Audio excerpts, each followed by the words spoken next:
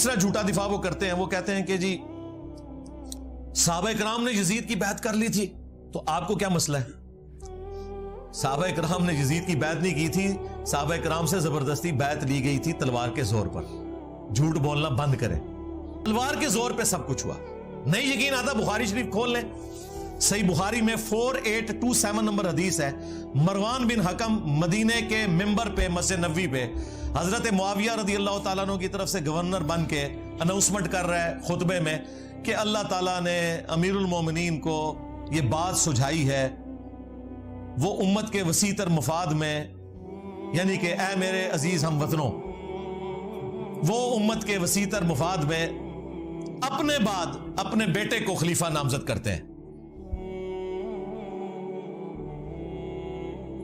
یہ وہ تقریر کر رہا تھا، امام بخاری نے اگلے جملے نقل نہیں کیے، وہ بڑے سخت تھے، لیکن اس کے بعد جو کچھ ہوا وہ نقل کیا۔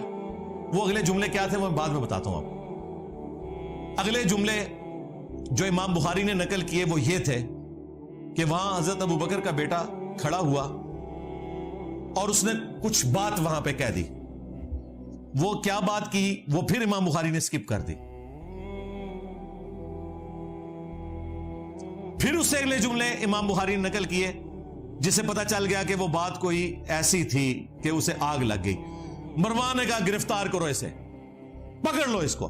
وہ فوراً سے مسجد نبوی میں ایڈجسٹنٹ جو حجرہ عائشہ تھا جہاں ان کی بہن موجود تھی وہاں داخل ہو گئے، ان کے پاس چلے گئے۔ اب ظاہر مروان یہ کام نہیں کر سکتا تھا، مسلمانوں نے پھر احتجاج کرنا تھا کہ یہ کیا حرکت کر رہے ہو۔ باہر سے اس نے کہا اوے ابو بکر کے بیٹے، تیرے بارے میں قرآن میں آیت نازل ہوئی تھی نا کہ یہ کافر کہتا ہے کہ میرے ماں باپ جو مجھے یہ کہتے ہو کہ مرنے کے بعد دوبارہ زندہ کیا جاؤں گا، یہ اگلے لوگوں کی کہانی ہے۔ ابو بکر کے بیٹے کہ تیرے بارے میں قرآن میں آیت نازل ہوئی تھی۔ توبہ توبہ، یہ بنو امیہ کے خدمت گزار، یہ ہیں گستاخان خلفائے راشدین۔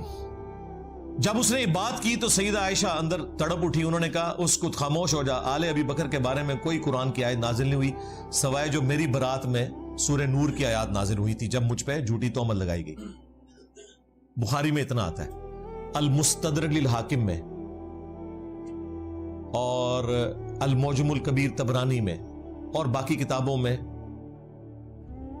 اس روایت کی فلنگ ان دا بلینکس موجود ہے، جو اللہ کے فضل سے حافظ ابن کثیر نے سورۃ الاحقاف کی آیت نمبر 17 جو کوٹ کی تھی مروان نے غلط، اس کے کانٹیکسٹ میں وہ سارے ترک ایک جگہ جمع کر دیے۔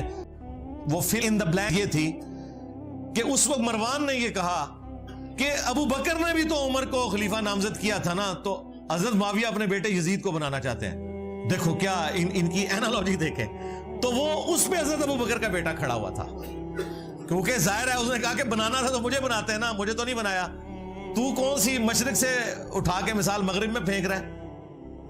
اور جو کہا نا اس نے کچھ کہا امام بخاری نے، وہ یہاں ہے کہ انہوں نے کہا کہ تیرا امیر المومنین معاویہ سیدھی طرح کہہ ابو بکر اور عمر کے راستے پہ نہیں چل رہا، وہ کیسر و کسرا کے راستے پہ چل رہا ہے۔ اب یہ بہت بڑی گالی تھی ان کے لیے تو، کہ وہی جو ہے وہ بادشاہت آ گئی یہاں پہ۔ اس پہ پھر اس نے کہا پکڑو انہوں۔